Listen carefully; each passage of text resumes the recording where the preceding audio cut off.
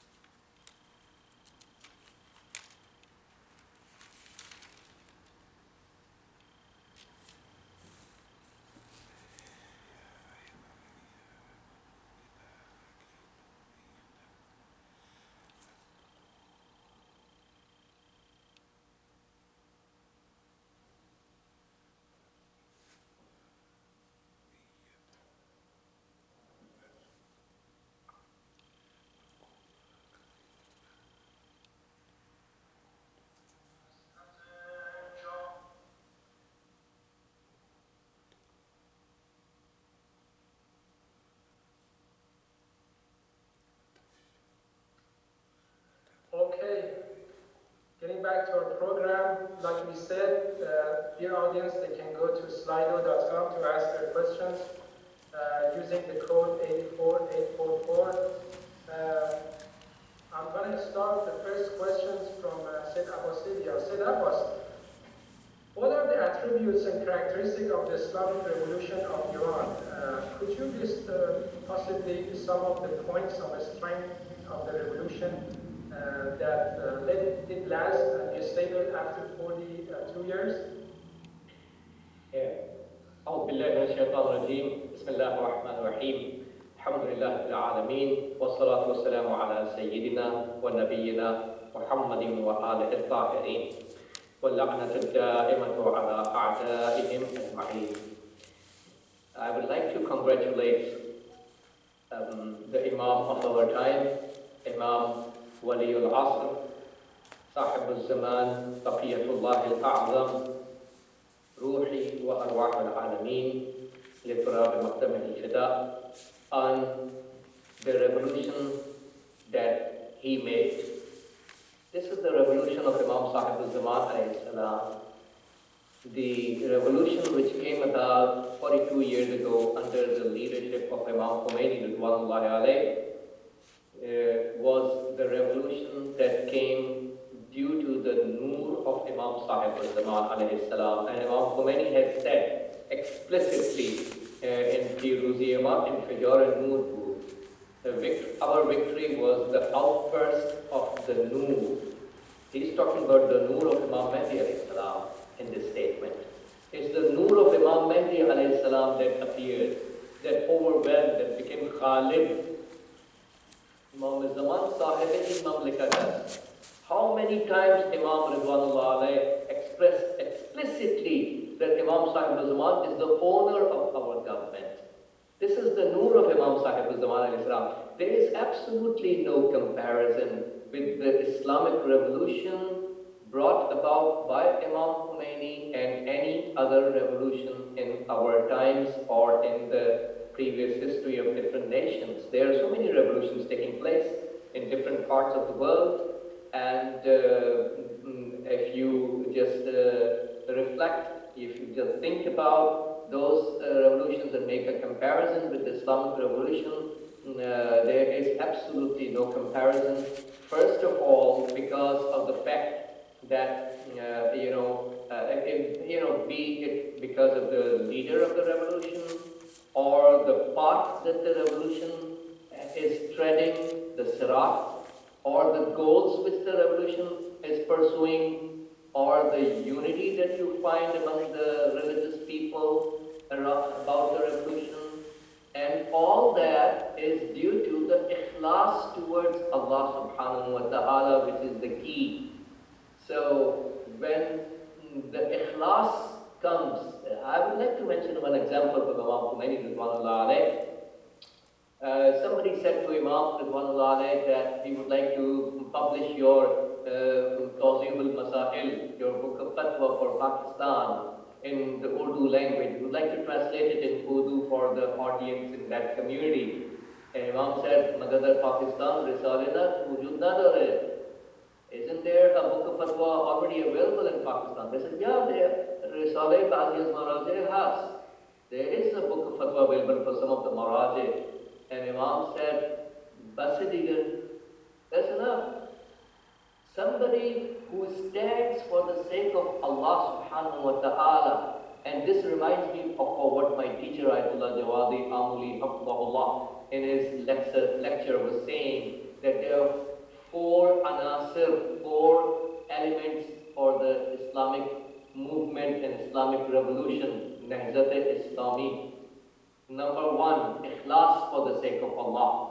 When you show ikhlas and sincerity for the sake of Allah, it's Allah who provides the Imam and guide and leader for you. It's Allah who provides the sirat and makes you steadfast on the sirat al-mustaqim. It's Allah who provides the unity and wahdat required for the success. It's Allah who drives you towards the goals guided by the leader, divine leader.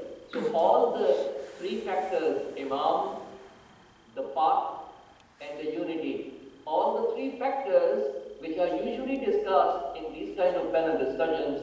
For every Islamic movement to be successful, we need a leader, a divinely inspired leader. We need to tread Sirat al-Mustaqim, the straight path of Islam towards the goals, and we need to have unity among the followers. So all these three factors, the Imam, the path, and the unity, are actually provided by Allah when we have ikhlas.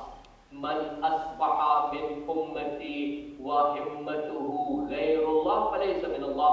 Rasulullah sallallahu alaihi wasallam has said, whoever dawns in my nation and his focus is something other than Allah, has nothing to do with Allah. So Imam Khomeini Ridwanullahi alayhi, rahmatullahi alayhi, had his ikhlas. That's the first most important aspect which is unprecedented. When you have this kind of relationship with Allah subhanahu wa ta'ala, Allah will take care of everything else. The second important thing I would like to mention is that Imam Ridwanullah alayhi in his Islamic revolution, so this is not a revolution of Iran. Just to clarify, this is a revolution of Islam. This is not an Iranian revolution. This is a revolution about Islam of Ahlul Bayt, Islam of Quran, Islam of Rasulullah sallallahu alayhi wa sallam, Islam of Sahibul Zaman. This is about Islam. And when it's about Islam, this is where it includes all the 1.9 billion Muslims in the world, because it's about Islam. And it includes all the entire humanity, because it's about Islam. So it's an Islamic revolution. So the second point about what distinguishes the Islamic revolution from the rest of the revolutions is that this revolution stands for the Umur al-Muslimin, taking care of the affairs of the Muslims. What is going on in Islam? For some people, it was okay if the Zionist regime is occupying Masjid al-Aqsa, if the Zionist regime is killing the innocent civilians, if the Zionist regime is doing atrocities day after day against the innocent people, or any other atrocities going on in any corner of the world. We have so many atrocities going on against Muslims in Myanmar, in Bahrain, in Hijaz, and all the innocent civilians who are persecuted in Yemen, and so on and so forth. For some people it was okay. For some people it is still okay. But for the person who stands for Allah subhanahu wa ta'ala, he cannot ignore what is going on in the Islamic Ummah. Man He said, I am not one of those mullahs who sit in the corner and grab a bead. That means I grab a bead and do subhanallah, subhanallah, subhanallah, and I turn my blind eye to what is going on in the world. I am not one of those mullahs. This is the Islam of Imam Khomeini. This is the Islam of Rasulullah sallallahu alaihi wasallam that he learned from Rasulullah sallallahu alaihi wasallam. Prophet has said, "Man asbaha la yahtammu bi umur al-muslimin falaysa bi Muslim." Whoever dawns and doesn't give importance to the affairs of the Muslims is not a Muslim. We have to care about their part of the body. Kal jasadil wahid. Prophet gave the example in the hadith, like one body. So we are part of the body. If something happens to my finger, my index finger, I can say, well, there is something related to my index finger. I have nothing to do with that. No, I have everything to do with that. This index finger is mine. It's part of my body. Isn't that right? So look at the beautiful example given by the Holy Prophet to understand the concept. No one can say, well, I live in America, I live in England, I live in France, I live in Sweden. I have nothing to do with what is going on with the Muslims in any other corner of the world. We have everything to do with every single Muslim living in every corner of the world, because we are part of one body. So there is no difference in the color, there is no difference in the race, there is no difference in the ethnic background. We are all one. This is Islam of Rasulullah. And the third factor that makes this Islamic revolution unique is about it cares about the entire humanity. I remember Imam Khomeini Ridwanullah frequently used to say, we are the supporters of all the oppressed masses in the world, all the mustad'af, all the madloom, all the mahroom, all the oppressed and deprived and weakened masses. He is caring about everybody else. How? Which revolution revolution in the world you can find that revolution cares about all the human beings of all the world. There is simply no comparison. The fourth point I would like to mention before I stop here and leave the mic for you is that is the izzat and istiqlal for the believers. This is very important. Izzat and istiqlal, dignity and self-reliance, self-determination. You know what's the problem of the oppressors with Islamic revolution? Because they oppose self-determination. There's no oppressor like people, oppressed masses, to end up having self-determination and dignity. They can want to continue to enslave the masses. And this is the problem. And Imam Khomeini Ridwanullah alayh taught the nation from learning from Rasulullah sallallahu alayhi wa sallam, learning from Amir al-Mu'minin alayhi salam, from Imam Hassan, Imam Hussein alayhi salam. Look at what Imam Hussein alayhi salam has said. The slogan of Imam Hussein, hayhat min al-zillah, zillat is away from us. يَعْبَ اللَّهُ ذَلِكَ لَنَا وَرَسُولُهُ وَالْمُؤْمِنُونَ وَحُجُورٌ طَابَتْ وَالطَّهُرَتْ. Allah doesn't agree. Allah rejects humiliation for us and His Messenger and the mu'minun and those laps. That means he's referring to Imam Hussein, is referring to Sayyidah Fatima alayhi salam. Those laps of mothers in which we have been raised do not allow us to accept humiliation. It's about izzat and dignity. Some people say, what did I get from the Islamic revolution? And this kind of statements used to surface up in the time of Imam Khomeini as well. इनकलाब इमाम गुफ्तगू है ना कि इनकलाब बरामद से कर दिया शुमा बरा इनकलाब से कर दी. Some people used to say, what did I get from the revolution? But don't say what did I get from the revolution. What did you do for the Islamic revolution? Thank you. Thank you so much, Sayyid Abbas. Yes, I remember, like you mentioned,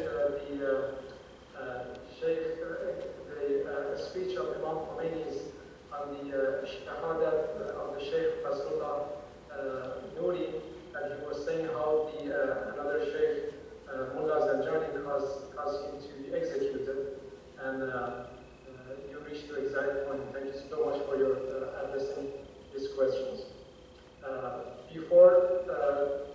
Before that, let's bear with us. We're going to see a mini clip and we will be back.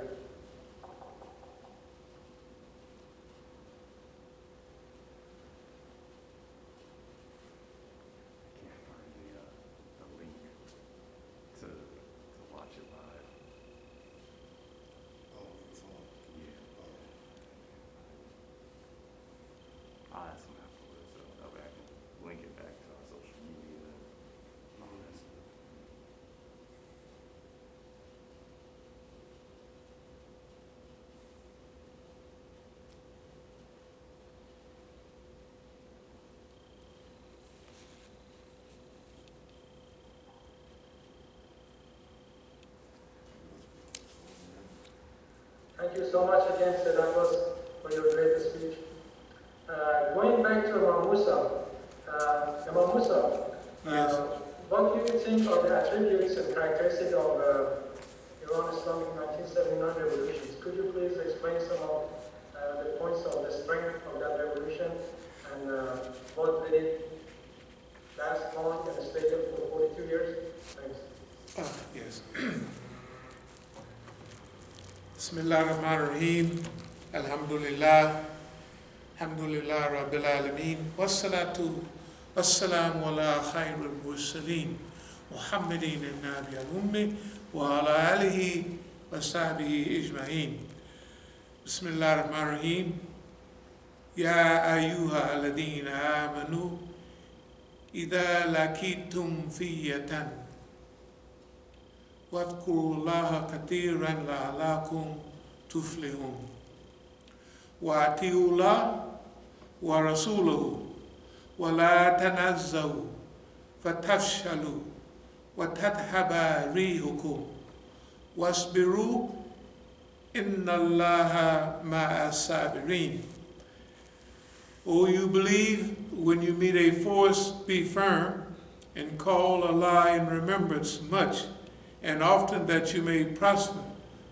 So obey Allah and the Messenger, and fall into no disputes, lest you lose heart and your power depart.